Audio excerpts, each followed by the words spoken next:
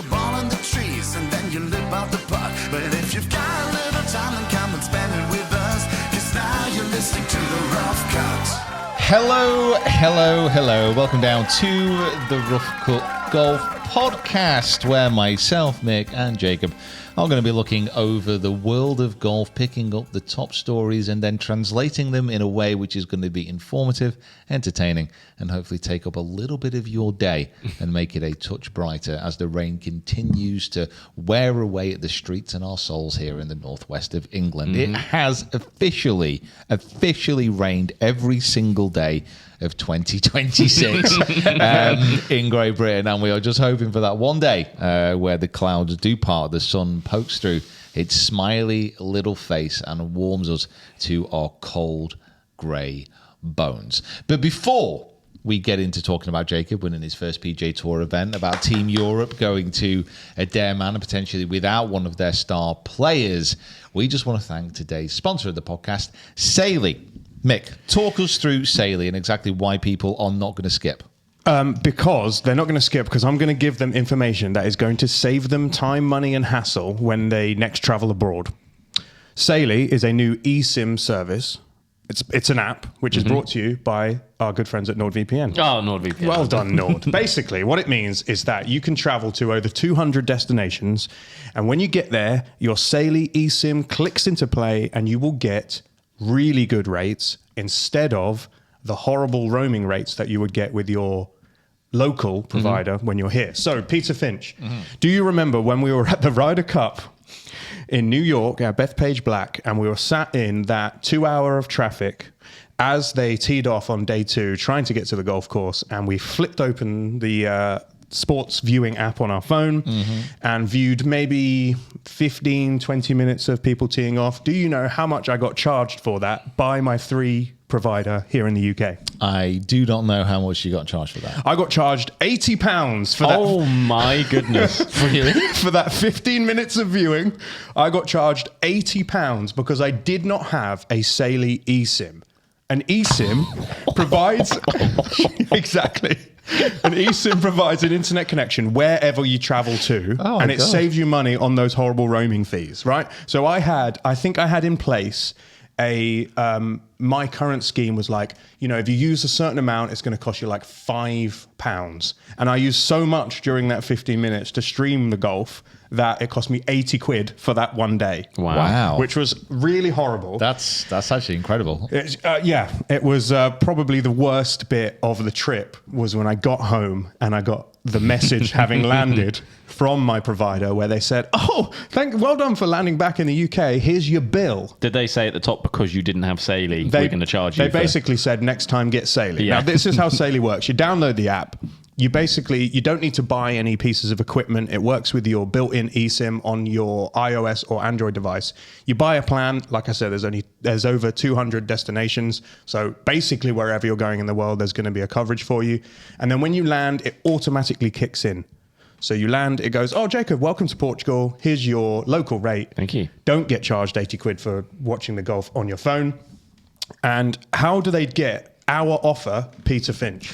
Well, all you need to do is go to your app store and search for Saily, or you can scan the QR code, which is currently on screen, and you can use the code RoughCut at checkout to get 15% off your first purchase. The details are also in the description below. So, very, very happy to be partnering up with Saily, and of course, it is coming from our amazing friends at NordVPN. So you know that it's a very legitimate and there's a very strong company behiund this as well. Yeah, so they know what they're doing. They know what out. they're doing. Let's get into talking a little bit about Jon Rahm, who it appears could miss out on the 27 Ryder Cup at Adair Manor.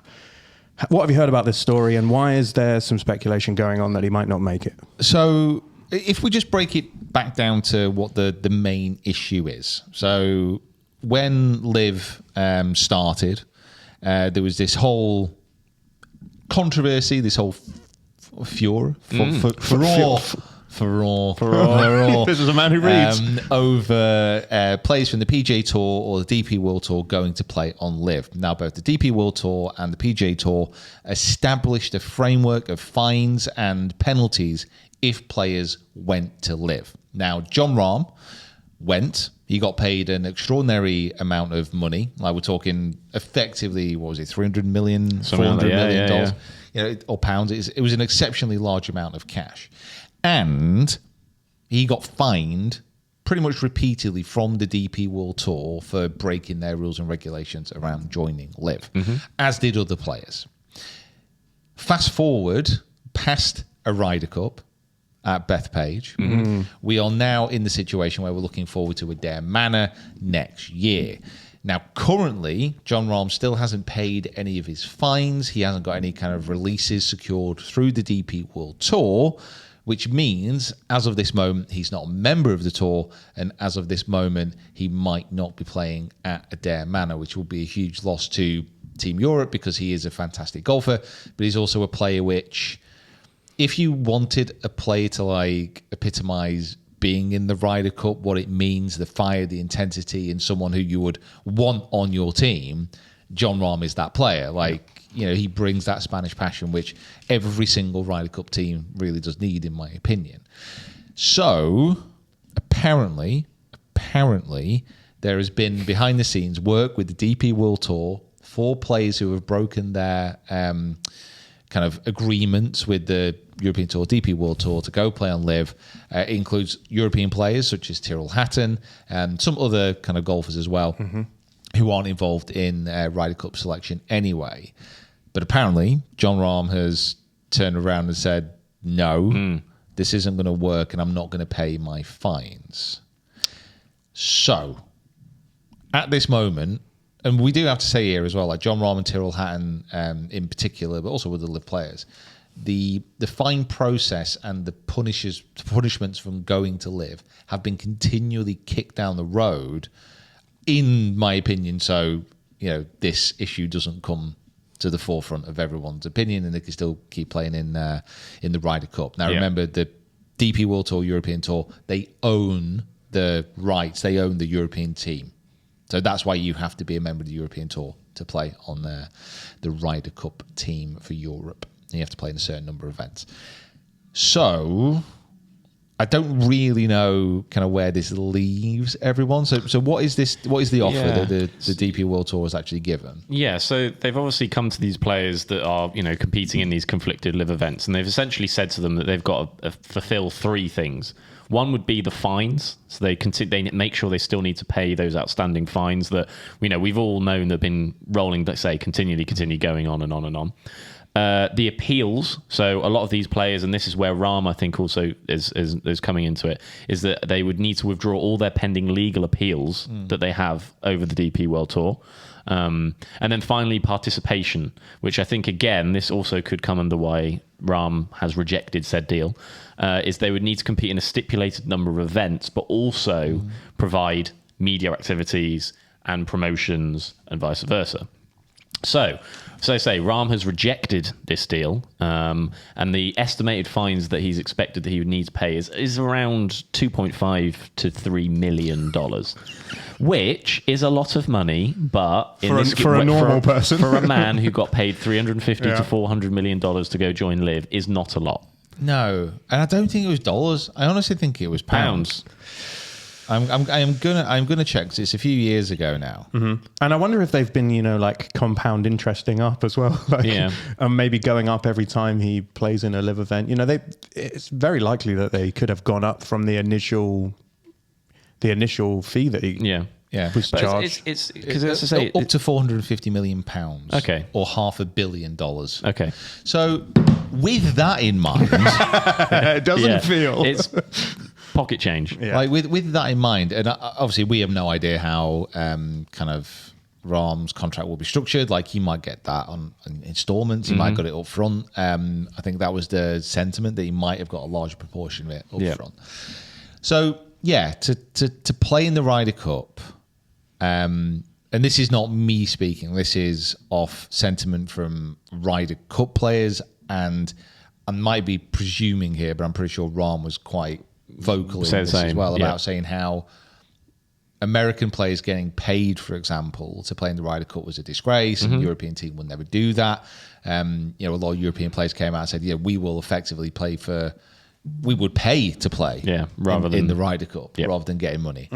And this is now really the first point of, okay, John, you will effectively have to pay about $3 million to play in future Ryder Cups. Put your money where your mouth is, I guess. I don't understand, though, because when you go through all the 3 things that he would have to do, none of it really screams out as anything that should be such a, something that completely puts him off accepting this. Like, the fines are so minimal. He would want to play in DP World Tour events anyway. He does play in them anyway. Exactly. Yeah. So I imagine that the stipulated number that you'd have to play are probably the high-profile ones anyway. They would be literally nothing. It'll be like the Scottish Open, so he'll be over for the Open anyway, and one other, and DP World event or something. In all fairness, the European Tour, DP World Tour, like when they form disciplinary procedures and when they institute certain things that, like minimum amounts of events or whatever it's going to be, they're always so light touch. Yeah. They're not going to turn around to John Rahm and say, you need to play in 12 events on the DP World Tour this season. It'll be two or 3. And they'll all be Rolex Series events. Yes, and they'll exactly. be big events. And they'll keep his sponsor. They're Rolex not getting out. him out to the Magical Kenya Open, are they? No, they are not. Which, Not by the the way, my by God. the way, greatest event on the European It's Tour. so good. Slightly disappointed at the kind of the course they're playing at the moment. Yes. Well, I'll put a letter in of complaint. We'll see what happens. Even the appeals, though, Right. him upholding the appeals and being so stiff upper lip about it and like, no, I'm going to, shouldn't he? I can't see why he would be so defensive about that as a sticking point to not. The thing is, why? Yeah. Why? Like, there are certain legal appeals and there are certain things that going through the courts really matter. The civil rights movement in America. Like that being something which is a real legal battle and a fight and something which will go down in the history books. John Rahm sticking his flag on the hill of protecting tour players having potential rights to go play in other affiliated tour events is not something which is going to be studied in 350 years' time by law students. I might be wrong.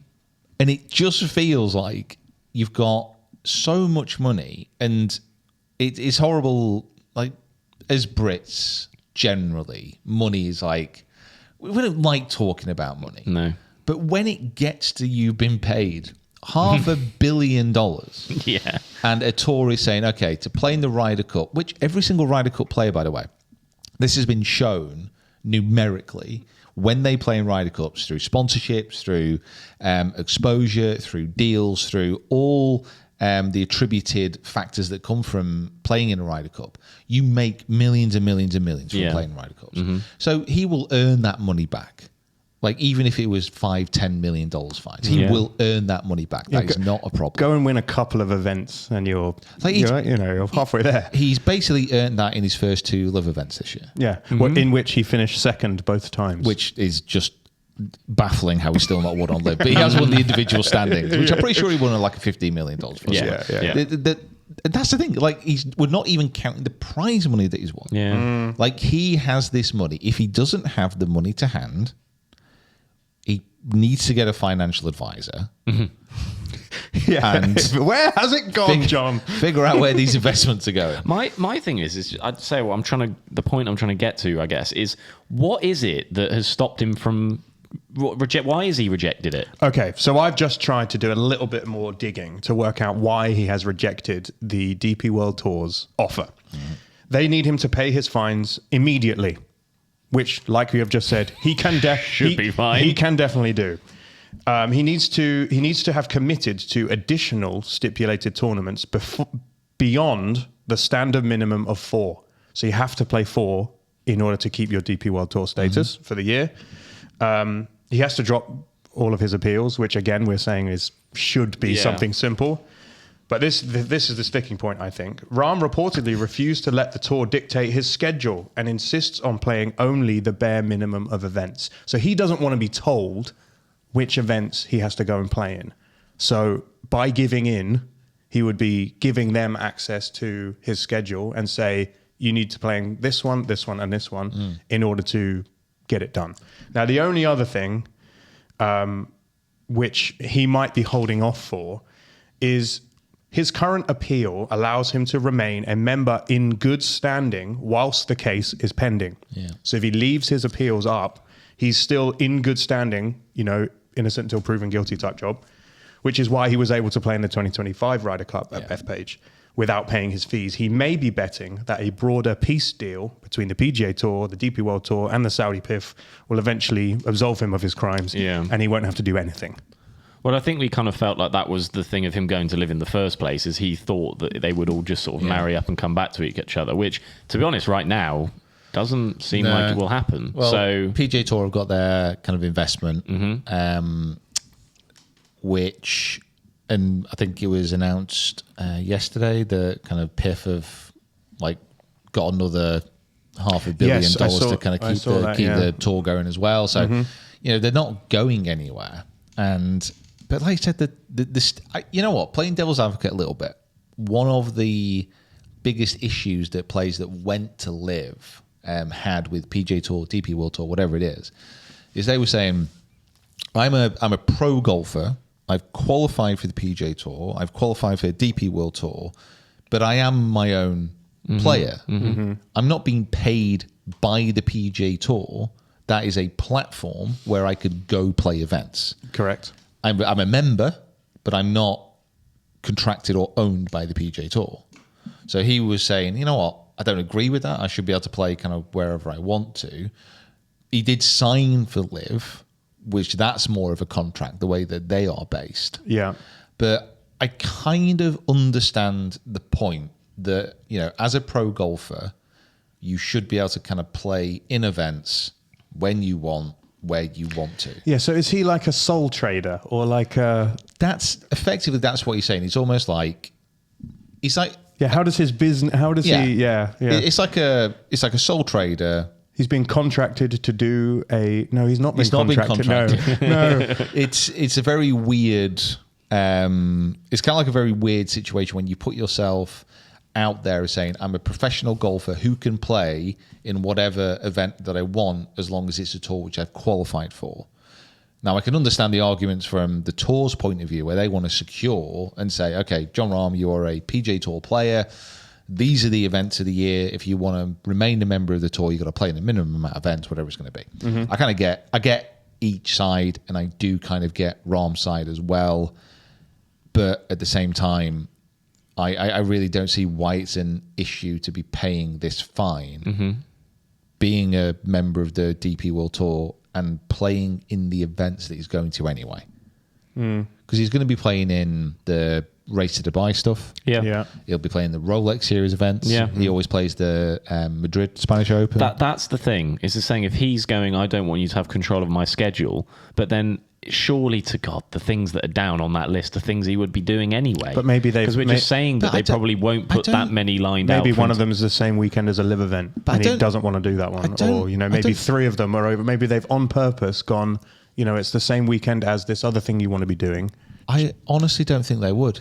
I think they would just say... They want him that bad that they would just give him basically whatever he wants. Yeah, I don't think the other live players would agree to it if it was over a weekend. I think they have to play the live events. Yeah. They just... But the whole kind of idea that the DP World Tour would say, okay, you've got your minimum amount of events that you can play in, but we insist that you go play at the Bulgarian Classic. Honestly, one of the better tournaments on the DP World Tour. It's just not going to... I don't think it would happen. I don't see why the DP World Tour would do that. Because if they're in a position where Jon Rahm comes to the table and says, right, I'm going to pay these fines, I'm going to play these events, and even if he says, you know what, okay, there's two... Let's say we're sticking to that two. That two extra events. He'd do that. Yeah. Then I don't understand what the DP World position would be to say, no, you have to go play this one. KLM Open, mate. Hey, you're on the start sheet. You are there, mate. You know what I mean? Another great tournament, if you ask me. So I don't see why we're bringing the Kazoo Classic back and you're in. I don't see why the DP World would do that. There's no point to them doing that. So for me, it feels weird. It also feels weird that other pros have done this. Obviously, Hatton has said, yeah, you know what, fine, I'll get on board with this. Dietrich, Puig, Moronkadonk. Moronkadonk. Has Moronk done it? No, I don't think he was. I don't think he would have done it, I don't actually. think he's a big fan of the European Tour. I know David Puig has. I know Thomas Dietrich has. Tyrrell Hatton. Who else is it? I literally looked at this before we started, and I can't remember. Mickle find him. Yeah. There's 8 of them, isn't there? There's 8 that's. I think Elvis Smiley was one as well. Yes. Obviously, he's not going to be qualifying for the Ryder Cup, though. Well, yeah, he's now got the money to pay the fines because he won the first event. So it's just it's a slightly. Tyrrell Hatton, Adrian Maronk, Oh, They did. Adrian. Thomas Dietrich, Victor Perez, Tom Victor McKibben, Perez, yeah. David Puig, Laurie Cantor, Elvis Smiley. It's just it's a weird one because obviously it's. Dietrich was in the talks for the Ryder Cup as well at one point last year. So, like, you know, the Ryder Cup thing is obviously on a couple of players' minds, and they're starting to think, got to get myself in a position where if I'm playing good golf when it comes to the beginning of 2027, Luke Donald or Luke Donald 2.0, whoever it is who comes in and does that job, has my name on a list somewhere. yeah, 100%. And that was kind of going to lead on to what I was going to say, because I was thinking of, say, if Rahm is not there, if Tyrrell Hatton's not there, if they're not at the at Adair for the Ryder Cup, who are they going to be replaced by?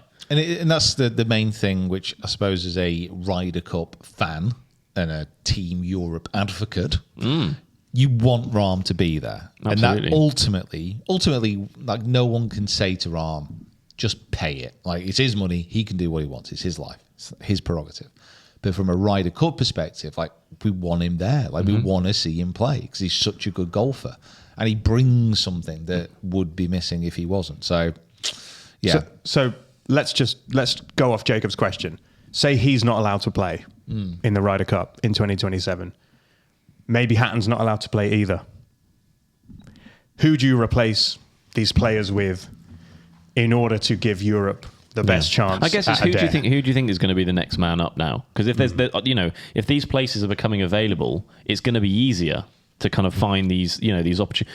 So who's the names of people that you think? Well, we were speaking just before we we came in here to record about one Marco Penge. Yep. Yeah. Who, we spoke about a lot in the run up to Luke Donald announcing his team as someone who had played a level of golf that would have put him close enough in order to get a pick, but maybe just didn't do it for long enough beforehand. There was a long conversation about lots of players who really wanted to go, but then maybe didn't get the pick right at the end. There was Wallace, and there was so many players who could have been a pick, and everyone would have gone, oh yeah, that makes sense. Before Luke Donald announced that he was taking basically the exact same squad as he had to. Don't even think the previous one. I don't think they've got the list up yet. Yeah, so like Marco's the obvious one. You got Nygaard Peterson. Yeah. Like playing very well there. Obviously, the Højgaard twins kind of like dip in and out. You say about having a Spanish and a guy who is actually happy to pay fines. David Puig. Think he could come through? Just really good. Like, you got Iora as well. Yeah. Like, who's kind of Wow. he's such a great swing. Yeah. Like, you do have a lot of, and it happens every kind of Ryder Cup where you have a few younger guys starting to break through, starting to push the envelope a little bit. And it does feel like we are ready for the next wave. Yes. The next superstars of Europe to actually come through, because it's going to happen to America. Like, they have good young golfers who are ready to come through. Yeah. I think maybe 2027 might be a little bit too soon for a few of them, potentially. Who's on your list of American players who might make it into a Ryder Cup team? Well, there is one guy who has recently won at the Genesis, and that is Jacob Bridgman. Jacob's good friend, who's 26 years old. No, it's Broadbridge. Jacob Broadbridge won. Bridge man. Jacob Broadbridge man. So Jacob won his first PGA Tour victory Riv as well. You at the Genesis Invitational. He held off a charging Rory McIlroy. Would you say charging? I would say cantering, and fell off a few times. Rory McIlroy. He did shoot 4 under over the back, but it was a very weird 4 under. It was a strange round. It was odd. Kirk Iyama as well, and to claim one of the most prestigious signature events at Riviera Country Club which a lot of tour players say is their favourite stop of the year I for love a it, yeah. course. You love it now. You've won it. Yeah, he. Give me that trophy, Tiger. It was a tough. I didn't know he sounded like that. Yeah. No, that's how Jacob sounds. Oh, right, okay. That's his tour pro voice. I've seen Jacob play. Yeah, good player. He's a lot better on tour than he's in real life. This is a lot weirder than I thought it was going to be. So he's obviously a great golfer, and he's been close to winning a few times this year as well. It was an odd round, I must admit. He was, 7 shots clear, I think, at the start of the day. Yeah. And slowly just kind of bled a few shots across the round, put himself in a few situations, like on 16, I think, when he was at the back of the bunker, had to play sideways, and left himself a really tough bogey putt as well, which he managed to hole. Yeah. And then Rory was there. He actually played pretty well, but left himself probably too long with the birdie putts to begin with. Then missed a few short ones, and then kind of started to get it together a little bit, but had to be helped out by a 60-yard bunker shot, which he holed, which was pretty incredible. Yeah, that was a great shot. So it was kind of just a bit of a slow fall from Bridgman, and it didn't really get me excited. It wasn't. No, he didn't go out and win it. No, he won it on the first 3 days, really. True, And then he just did enough to get over the line. Well, I mean, when I was speaking to Amanda Balionis at the end, I kind of said to her, like, from 16, that was when the nerves kicked in. Everything else, he was say, for someone who's never won on the PGA Tour, he kept using the word easy.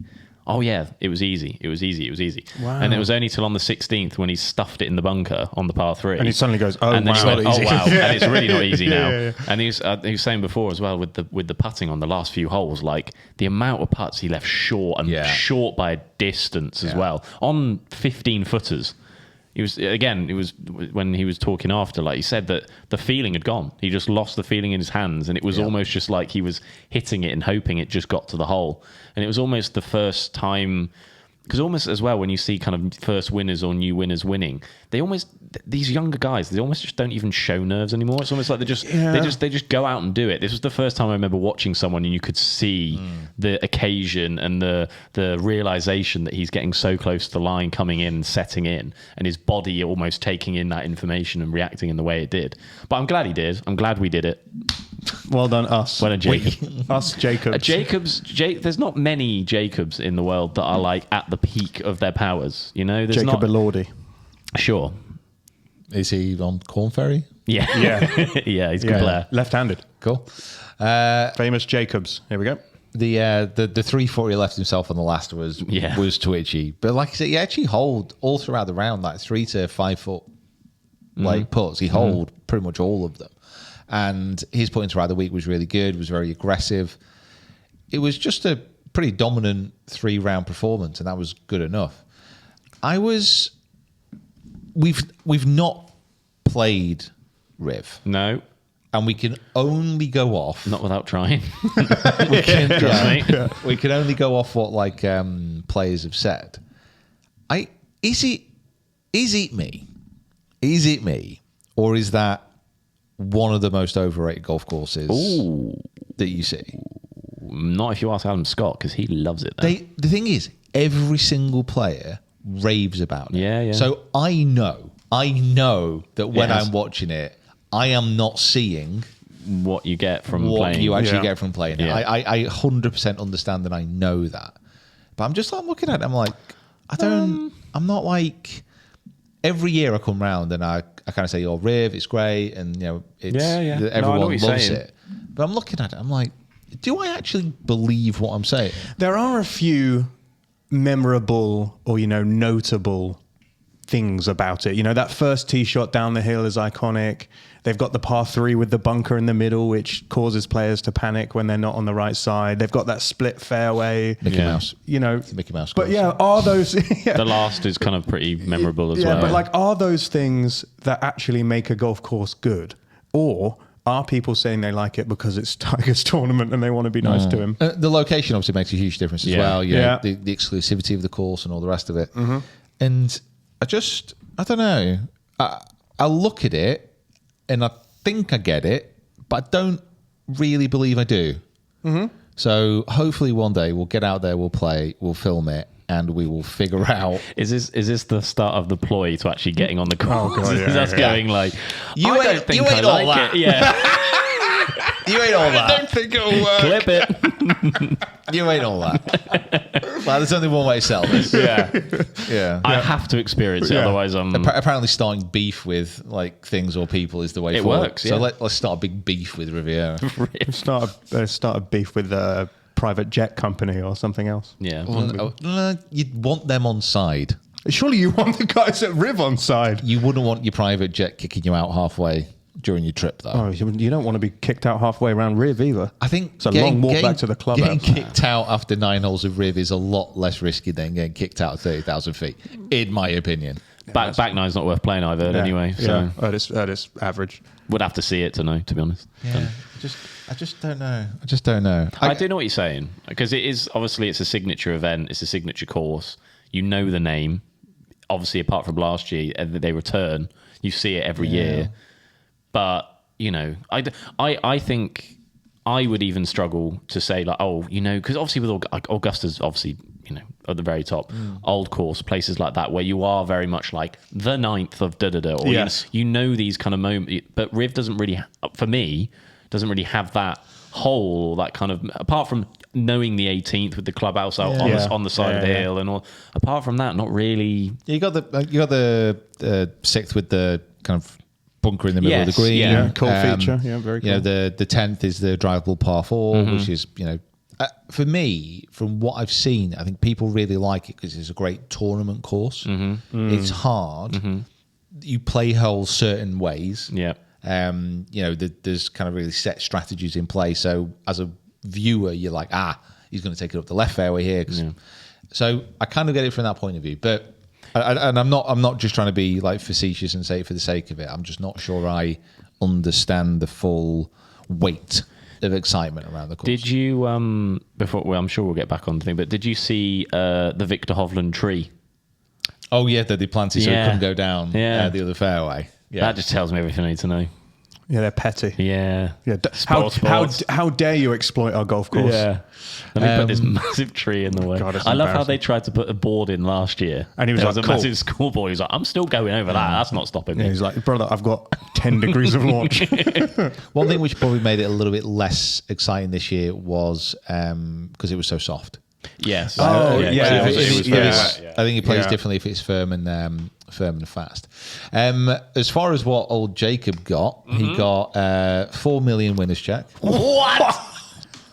Big, Ah, damn. big check. That is a Christmas bonus. When does that hit That's- the bank account? that's- My God. That's a good one. Wow. A new car from Genesis, obviously. Yeah, selling that. 700 points.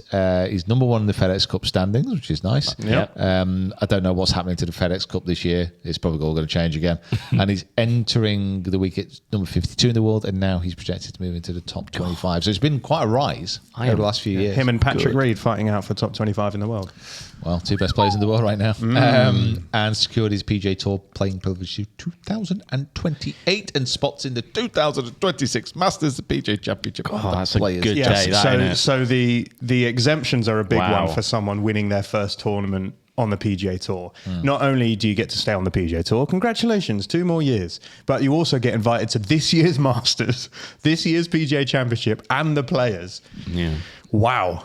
That's probably where the stress came in, Jacob, going down the last Yeah, I was few holes. feeling thinking. it. Yeah, you know, I was like, feeling it. he was birdieless through the last 15 holes of the tournament. So getting chased down by Rory, who suddenly found his proximity and his ability to Yeah. chip in.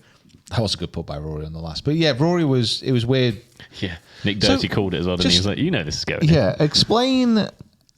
Well, no one can explain this to me. But We'll try. Rory, throughout the entire round, was almost exclusively hitting stinger drivers. Yeah, I asked him. Didn't know why. Didn't know why. It was odd. Like, I get a few of them on some of the holes and, like, you want to be shaping it, but it wasn't windy. And if he's just trying to experiment and play, like, these different shots, which he can do, I don't know. Maybe he's just treating this event as a warm-up, which is a big flex. That's I mean, a he's flex. never won there, though, so you kind of think he would be, you know, one on the list? I don't think he was trying to not win the tournament, but I do think maybe. I wonder if there was some struggles there, and he thought, well, the thing I can rely, when you're going through a situation where you can't predict accurately where your driver's going to go, you fall back on something that you have control of. And I wonder if it was a little bit of him being like, right, maybe I'm not hitting the driver as good as I'd like to be. Well, maybe the wetness element to it as well. That and the it other was a thing bit is softer, so it's he's not. He's trying to. Yeah, it could be something. Maybe he would have been getting much more roll with a lower ball flight than with one. I would have high been and more landing. concerned if he was hitting them badly. And he was putting himself in positions where you're like, "Why are you doing but that?" He did it there was a couple. There was a couple of. Like, it wasn't like it was a whole new approach that worked. Yeah, wonders. sure. So I mean, it was just a bit of a weird one, and he's also switched back into blades again after trying out some cavity backs for a while. Which is I got excited for a moment. I kind of wanted him to have cavities. So I mean, he's literally using these first events of the year as a bit of a trial. Yeah, he's getting ready. He's getting ready probably for the players and obviously for the Masters and when the majors come around. Yeah, probably. He doesn't care about these things anymore. He's a Grand Slam winner now. Like you need to offer him a major if you want to get him excited. Yeah. Okay. That's all you have to do now. Probably going to work out the same for Scottie as well. Well, this is the thing. Oh, it's a successful hate watch this weekend. Yes. Oh, my God. And for all of you non-Arsenal fans who tried to hate watch the North London derby, you're welcome. Yes, I have been on record as not a large Scottie Scheffler fan. I don't like the fact that he said he doesn't like winning golf tournaments. I don't like the fact that his swing. Bit paraphrasing. Yeah. Oh, well, I'm going to illustrate my point. I don't like the fact that his swing doesn't look like Adam I Scott's. hate it when he said he likes clubbing seals. That was a. Did he say that? Because I'll add that to the list of things I don't like about him. But yes, he has maybe not had the year we were expecting him to have. Because he's only won once. So far, yes. He's only won once. Yeah. So far, there have been 4. That's actually very good.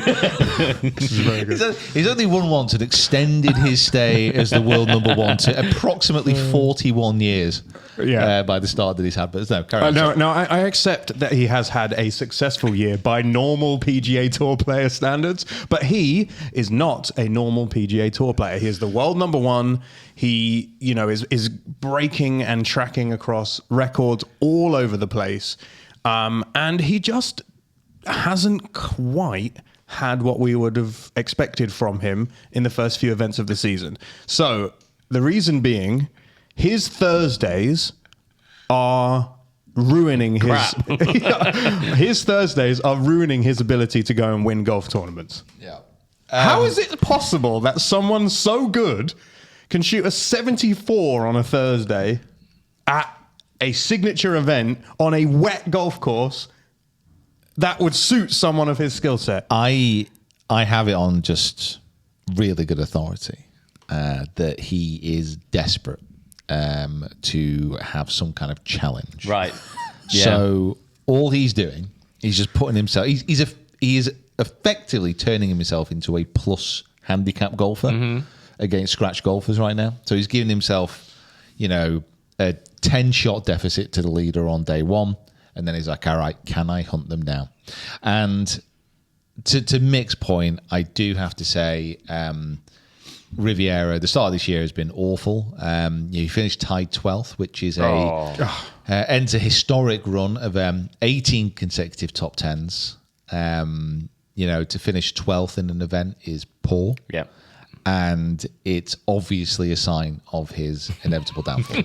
No, that's not what I'm saying. That's not what I'm saying. What I'm saying is that by this time last year, we were talking about him winning every PGA Tour event. It's February. Yes. No, I agree. It's February. Yeah. And he took, as far as I'm aware, 3 months off over Christmas. Yeah. Comes back, just continues to finish in the top 10. Well, not anymore. Winning an event. The Thursday thing is interesting. It's a weird one. It is a weird one because when you can kind of just pencil down one or two that you can just adjust an anomaly. It's fine, but this is happening a lot this year. And it's some, obviously the kind of shock factor of it is much more severe given the fact that it's Scottie Scheffler doing it. But the fact that, this year his average scoring is 72.5 in the first round. That's any but for Scottie Scheffler to shoot in the 70s, it's just like He hasn't broken 70 in a first round yet this season. that is mad. He's the best player in the world. And he can't break 70. You having a laugh? You're trying to represent our game as the best player in the world. This is the weirdest conversation ever. Well, no, but okay, it's only weird, right? If you are quite right to laugh at that, because him shooting 72.5 on average in the first round is like still incredible, right? Unless you put it against how good he is in the remaining 3 rounds of the tournament, where he shoots an average of 66.8. Yeah. So he has got the golf for the 3 days afterwards, but he just cannot find it on a Thursday yet. I don't think if you are a Scotty fan, you need to be overly concerned. I have Rick, calm down. I have a feel. I can feel your passion. I understand. You've got strong points of view about this, but I don't think we need to be overly concerned that he's going to drop off a cliff. I'm freaking out. I would say I would say out of the pro golfers that we've talked about so far today, it is a weirder stat that John Rahm has not won on Live than Scottie Scheffler has only won once this year and has bad Thursdays. One thing which I would like to discuss, which I found very, very interesting, and it's included in the What's in the Bag video, which is coming up. Have you seen the graphic? I think Golf Monthly put it out of the putters of the top 10 players in the world. No.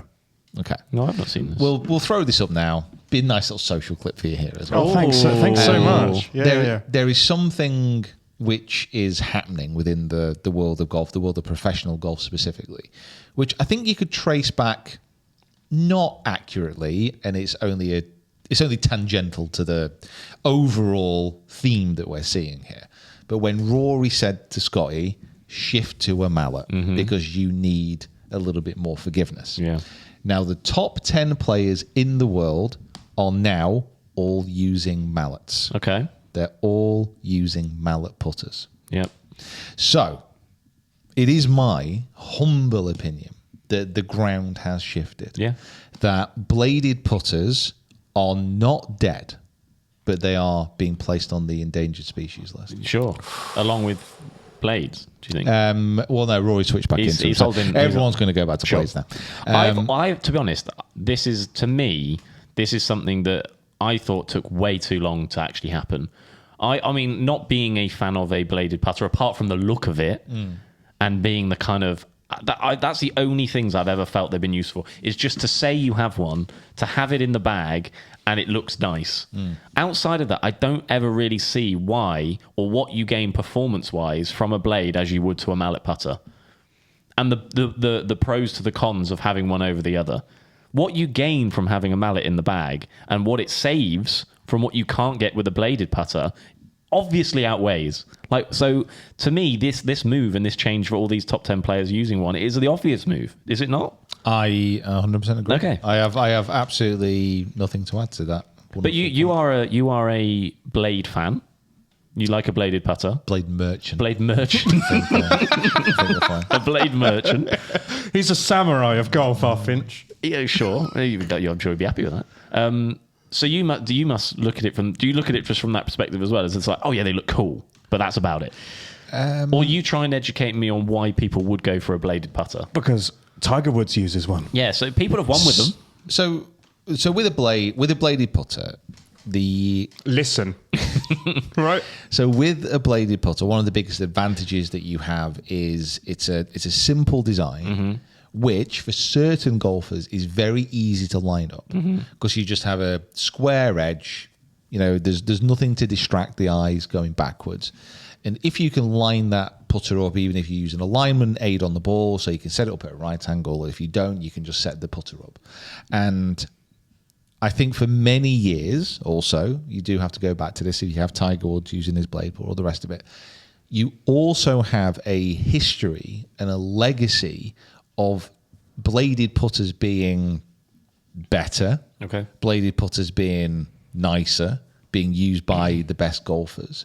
But now we're seeing it go in the opposite direction, where all of a sudden, not every single, but pretty much all the top golfers are using a bladed putter, a mallet putter. Jacob, you use one to win the Genesis. Yes, I did. Congratulations. Thank you. You know, and what you'll find, and this is something that I've noticed, even from my limited amount of time that I spent out on tour, around tour events, not on tour, you will have a player win or do something really good, and he might use a weird training aid.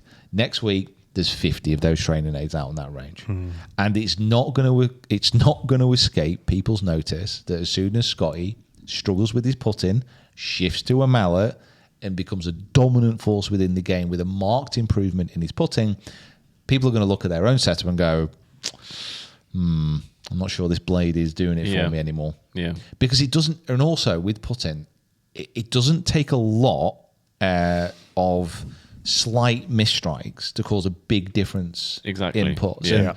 And with putts and with putting stats, you can have some variation as far as like break on putts, but distance putts, short putts, amounts of feet made, all the stats on putting, they're so detailed that even a 0.3% improvement on speed control off off-center strikes over the course of the season is probably going to earn you $1 million more if you're a good player.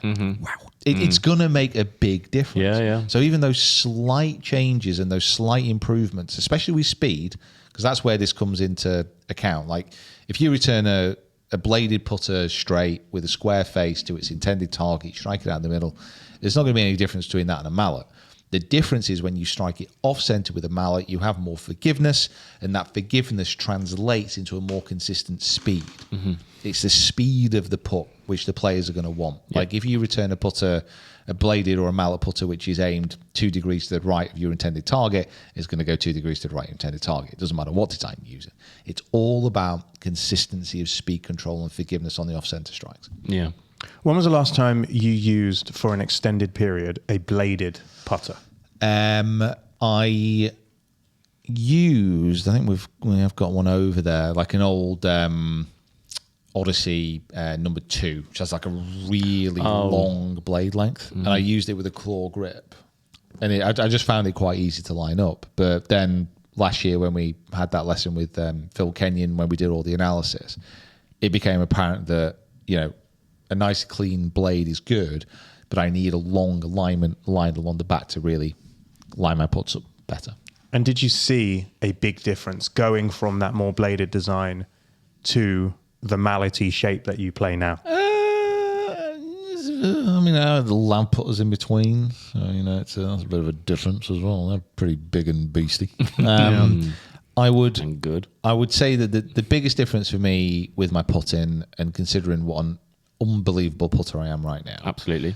has come from I think a lot of it has gone back to the lesson with Phil, but it's more of okay, this is what I need, this is what he suggested, this is what I'm doing with my stroke, and it's the best putting coach in the world that's told me that.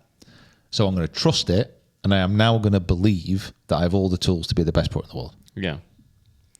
I think you are actually a prime example of the way that this has gone, in a sense that you signed a deal with a company that has the most attractive and beautiful blade putters that you can possibly ever buy.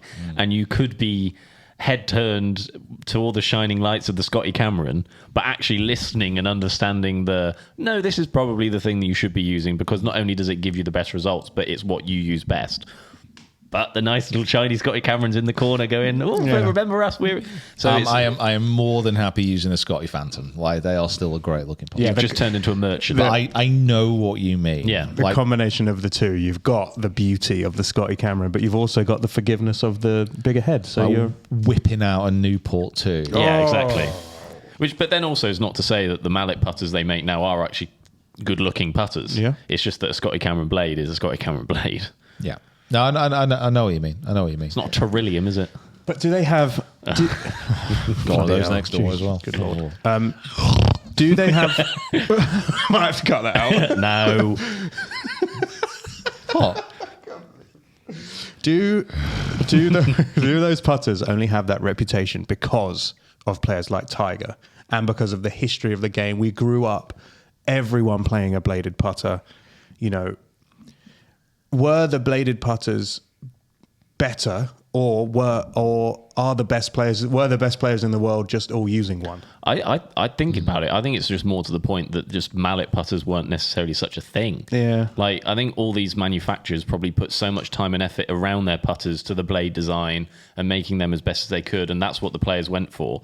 And then, you know, the Odyssey 2 ball and other putters like that sort of started to come in, and people started to make the shift. And it's even probably within companies now, they've kind of flipped the other way, and they put a lot more time and effort into their development of putters around the mallet and around that design. Think of all the like counterbalance putters now. Lab brought theirs out, and then every single company has now followed suit to make sure they have the same thing.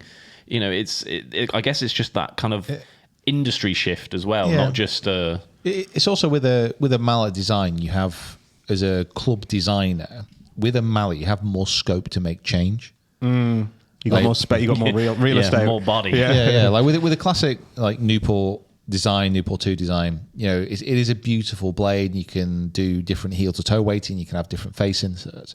But if you want to keep to that classic design, there's not really going to be able to do a lot. Yeah. If you give yourself more space where you can push around weight and you can move kind of different designs and different alignment features, and there's a lot more that you can do there. So I think the advancement in putter technology has been greater in a mallet design just because designers can do more with it. So you would expect to have bigger performance gains, especially on misstrikes with that club. Yep. How does Hideki Matsuyama do it then? Because he putts really well, and he's got one of them tiny little blades.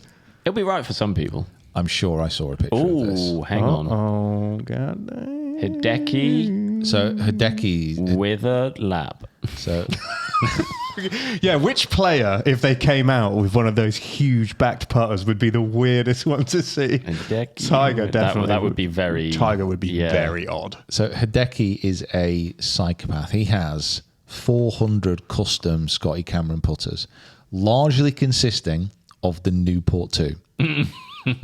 Tour only edition. So he has 400 putters of pretty much exactly the same design, just with slightly different custom kind of looks and different prototypes. Hey, you like what you like, I guess. Yeah. And he putts well.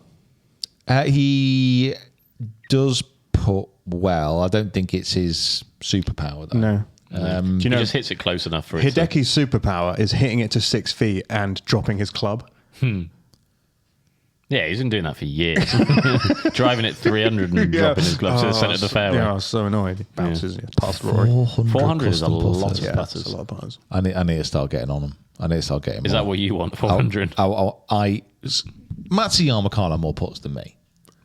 I mean, That's not right. we might have... I don't know. You don't review clubs. We've got over 1,000 golf clubs in this office, haven't we? So How many putters have we got over there, do you reckon? No. 20? more. More. Need more. Oh, in the bag as well. I was just looking at them. So yeah, sorry, I kind of waylaid this bit of the podcast. No, that with was but interesting. Very good. Yep. I think it's. But Scheffler learned to putt. He needs to learn how to play on a Thursday now. yes. You just got to tick these things off. You know, if you want to be a good golfer, you have to learn how to play on a Thursday. Scotty, this is a message for you. If you're gonna be good. you're good, right? Yeah. You're pretty good. There's a couple of things we all know that you could be working on. Stand still, Keep them feet still. right? Yep. And turn up on a Thursday, Yeah. Wow. and you'll be great. I predict. Come and see me. I reckon you could go far. You could go far, brother. You've got potential, brother. You just got to learn to hit it on a Thursday. How many points ahead has he gone? It is. I think, wasn't there a stat that if Rory won every event in this year, he still wouldn't go past Scotty on... no, Scotty could take the entire year off and still be world number one. I honestly think it could be more. I think it could be like a year and a half. It's the distance is so far. Obviously, the point system thing is a bit hard to understand, but Well, he's got 108 points or something. yeah, ahead of Rory or something stupid. He Total points 676. and then McIlroy's 417. Wow. That's a lot. Yeah. It's a lot. Oh, God. I'm not even going to try and say it because there was a stat the other day about like the distance from Scottie Scheffler in points to Rory is the same from Rory to like the 250th golfer in the world. I saw that, yeah. Ridiculous like that. He's good. Like, he is a good golfer. Chris Gotterup, by the way. Yeah. Oh, no. What an absolute burn that boy is on. Speaking of Ryder Cup picks. Exactly. He's up to 6th in the world. Him and Jacob Bridgman are boys as well. Are they lads? Yeah. They're dapping it up. Yeah. They're boys. They still share houses together when they play events and stuff. I think they might have even played at college together. I just want to give a big shout out to a sneaky top 20 in the world to Alex Noren. Oh, what an absolute boy. 16th in the world. He's a sneaky 16th as well. That is a stinky 16th.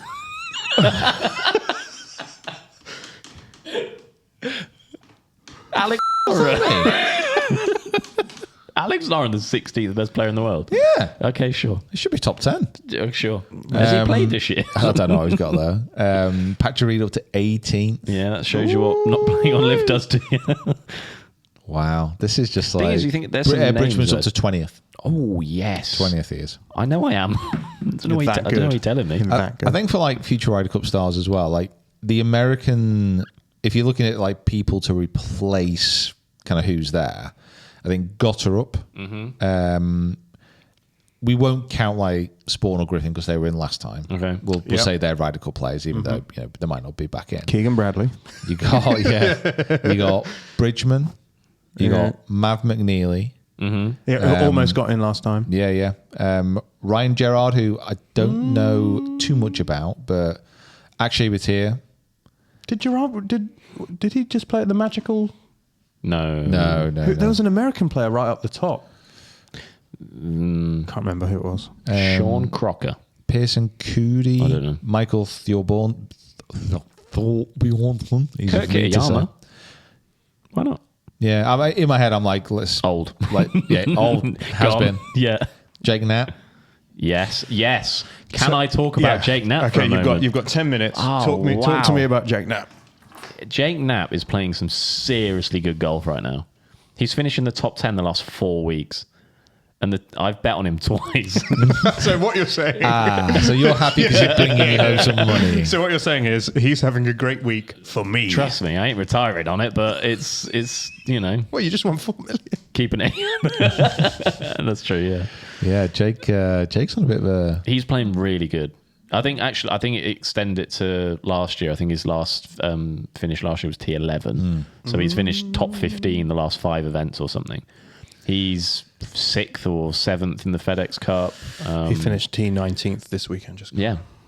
Should be getting into the majors, which last year didn't check that one when I tipped him. That's a terrible. Going to tip him again this year. I think I'd have to say I think like the young American players, if you're looking at like exciting talent who you think are going to break through, I think they're looking stronger than Europeans at the moment. Oh yeah, but I think that always is the case because of the college scene and they just come through and our guys just sort of burst. Yeah, but there's been some good European players coming through as well. Like there are some great players, but there was the thing is like the top 100 players in the world, like any one of those players can win any event at any time. Like they're all amazing golfers. Obviously, world rankings sometimes don't translate. Like you wouldn't. I don't want to bring it up again about my unbelievable foresight, but Scottie Scheffler is not an incredible Ryder Cup player. Yeah. We know this. I try to warn everybody. Run the clip. Try to warn everybody. I tried to warn you. Nobody listened to me. So, you do get kind of players who do come through and, like I said, be amazing Ryder Cup players who aren't necessarily up there on the world ranking. So, hey, all I'm saying, don't get too excited about being dominant as far as Europe is concerned for the next decade. Right, okay. All right? I'm just saying there's always a reaction. And that reaction won't be at a dare manner, but it might be after. Okay. Well, we will wait with bated breath on that one and see what happens. Yeah, but we We're going to continue to dominate until they learn how to play as a team. And Gallagher is going to be the man I know he can be. Brother. What a swing. And Yeah, a commentator, name escapes me, said best swing in the world right now. From a technical standpoint, I mean, it is a great looking action. Mm-hmm. I think I saw him first time last year in Munich. When I went to the BMW International. Yeah, wasn't he? He was on the plane next to us, wasn't he? I think we sat right next to him on the plane. I don't remember that. I hope I didn't ignore him. He was sat back with us. You were in the rich people seats at the front. That's definitely not true. No, you were sat next to Alice Fitzpatrick. We were. Who was I next to? Was it Jack Senior? Well, literally just come off open qualifying. Yeah. Mm-hmm. Yeah. And but yeah, we kind of wandered up to a tee, and Angel Ayara was teeing off. Never seen him swing before. He just hit this drive, and I was like, yeah, that's good. like, whoa, that'll play. What is? Yeah. What the hell is that swing? I'm going to use this exact clip. So analyze this for us.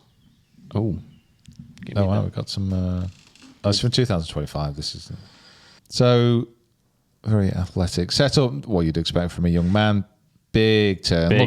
Holding that right leg in place, coiling against it, full shoulder rotation, way past 90 degrees. I can't obviously tell from this camera angle, but then look at that transition there. His left hip is already going down the Alps at this point. Yeah. Look at the angles he's got between his arms and his wrist. Straight left leg posting up through impact, left shoulder cling way away, right shoulder brings the rest of the body up. Just like, just looks good, doesn't it? Just looks good, mate. You know what? My analysis is it's just a good looking swing. And on that note, let's hear it.